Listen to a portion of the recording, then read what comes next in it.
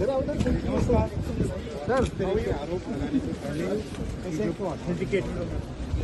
also come and say hello. Yes, sir. Come, let's stand together. Let's stand together. Let's do it together. Come do it together. Sir, मतलब data चोरी की आपको लेकर कई bite दे रहे थे, वो कह रहे थे कि आप बिना डाटा दे रहे हैं, वो कहीं न कहीं बिना तथ्यों के डाटा दे रहे हैं। देखिए, मेरे पास डेटा है, मैंने कहा कि मैं ऑथेंटिकेट कर दूंगा। डिपार्टमेंट ऑफ जस्टिस फाइल्स है एप्स्टीन पे, हरदीप पुरी का नाम उसमें है, अनिल अंबानी का नाम उसमें है। अंबानी का केस अदानी का केस चल रहा है, उसमें समन्स आई है। गवर्नमेंट ऑफ इंडिया ने 18 महीने के लिए रिप्लाई नहीं दिया है। डायरेक्ट प्रेशर है प्राइम मिनिस्टर पे, वो सब जानते हैं। बट मेन बात ये है, देखिए, बिना प्रेशर कोई हिंदुस्तान का प्राइम मिनिस्टर ये नहीं। जो हुआ है, जो किसानों के साथ हुआ है, डेटा के साथ हुआ है, डिफेंस के साथ हुआ है, एनर्जी सिक्योरिटी के साथ हुआ है, कोई प्रधानमंत्री नहीं कर सकता है। नॉर्मल सिचुएशन वो जब ही करेगा जब किसी ने मतलब चोक लगा रखा है, ग्रिप ले रखी है और चोक लगा रखा है। सर, मंत्री जिस तरह से कह रहे हैं, ग्रिप किस तरीके की सर?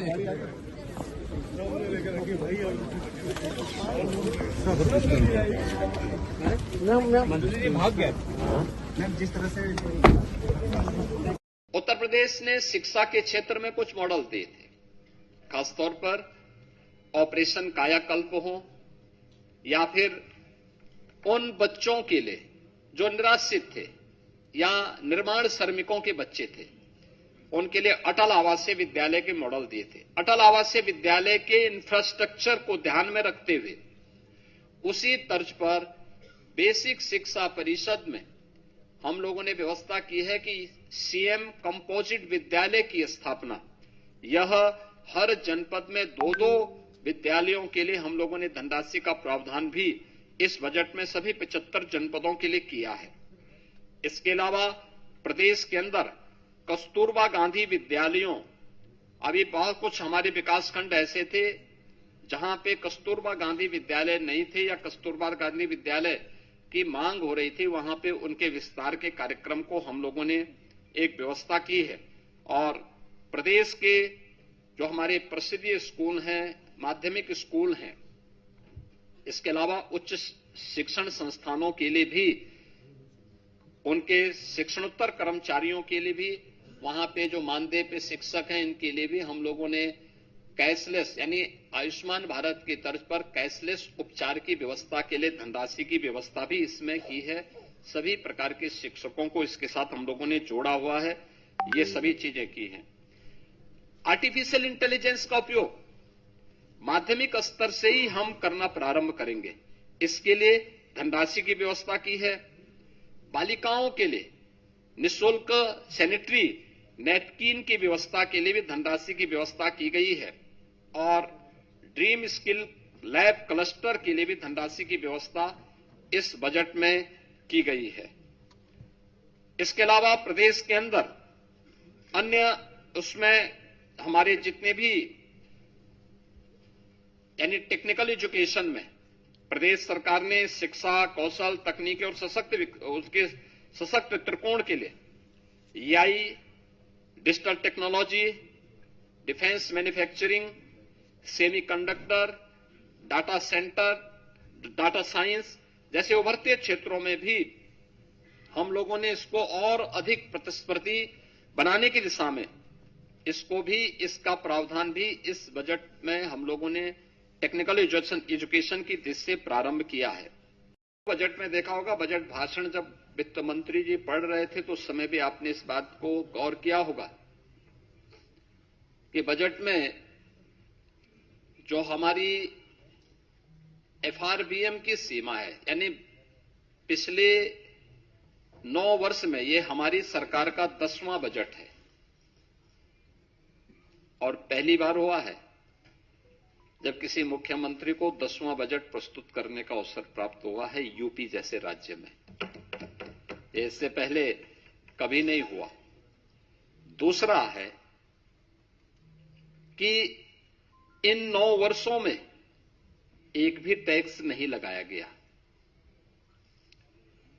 तीसरा है, यूपी के अंदर जो भी कर चोरी थी, लीकेजेस थे, इन सबको रोक करके कुशल वित्तीय प्रबंधन के माध्यम से बीमारू राज्य से उत्तर प्रदेश को भारत की अर्थव्यवस्था का एक ब्रेक थ्रू के रूप में प्रस्तुत करते हुए रेवेन्यू सरप्लस स्टेट के रूप में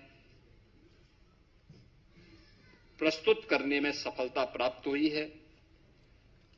2017 में जिस राज्य में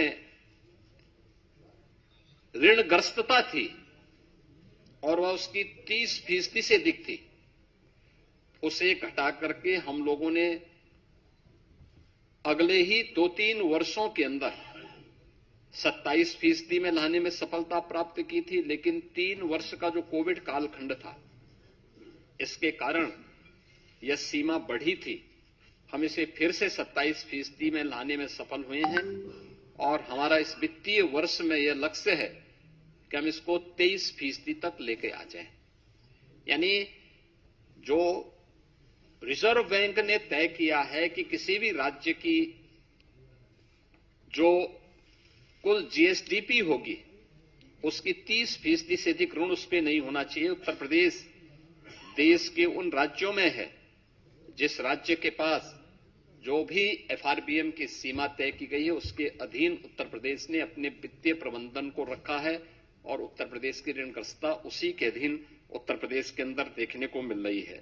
ये हमारा कुशल वित्तीय अनुशासन भी है। बिना अतिरिक्त टैक्स लगाए हुए उत्तर प्रदेश के अंदर वेलफेयर की स्कीम को, इंफ्रास्ट्रक्चर की स्कीम को और प्रत्येक सेक्टर में नई ऊंचाइयों को प्राप्त करते हुए विकास के नित नए सोपान को स्थापित करते हुए आज उत्तर प्रदेश जिस दिशा में आगे बढ़ा है, अपनी अर्थव्यवस्था को मजबूत किया है, उसके बल पर उत्तर प्रदेश आज देश की टॉप 3 इकोनॉमी में एक है।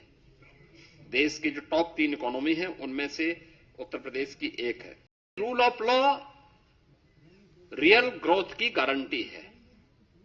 हर व्यक्ति सुरक्षा की गारंटी चाहता है और वह गारंटी आज यूपी दे रहा है। सुरक्षा है, स्मार्ट पुलिसिंग है और त्वरित न्याय व्यवस्था। यह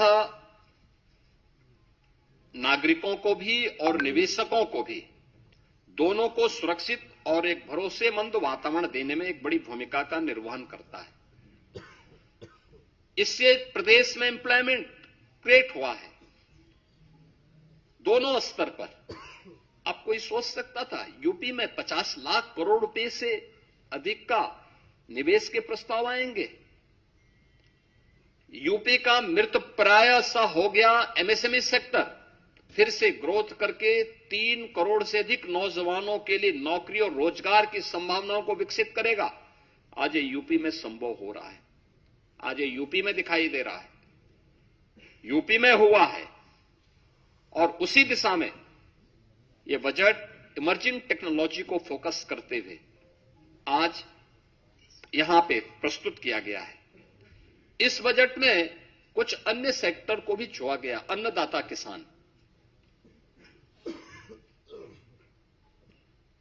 अन्नदाता किसान भारत जैसे कृषि प्रधान देश की अर्थव्यवस्था और उसके विकास की धुरी है। हमारा यह मानना है कि अन्नदाता किसान, यह अन्नदाता केवल लाभार्थी नहीं है, यह विकास का भागीदार है।